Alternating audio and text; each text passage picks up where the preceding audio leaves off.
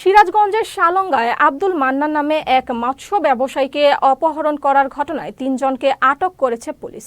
শনিবার বাড়ি থেকে মাছ ব্যবসার উদ্দেশ্যে রওনা হলে থানার শ্রীরামের পাড়া এলাকা থেকে তাকে অপহরণ করা হয়।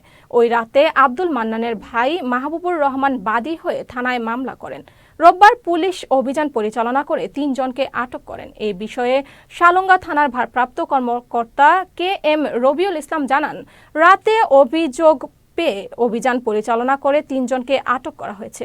অপহৃত আব্দুল মান্নান সরকারকে উদ্ধারের কাজ ও অন্য আসামিদের গ্রেফতারের অভিযান চলমান রয়েছে। আব্দুল মান্নান নামে একজন মৎস্যব্যবসায়ী থেকে অপহরণ করে নিয়ে যে একটা কালো হাইস মাইক্রোযোগে সংবাদ শোনার সাথে সাথে আমি পুলিশি তৎপরতা শুরু করি। বিভিন্ন জায়গায় তল্লাশি অভিযান পরিচালনা করি। ইতিমধ্যে তল্লাশি অভিযান পরিচালনা করাকালীন অপহরণকারী ৩ জনকে আমরা আটক করতে সক্ষম হই এবং অপহরণের সাথে জড়িত বাকি আসামিদের গ্রেপ্তারের লক্ষ্যে তল্লাশি অভিযান অব্যাহত আছে।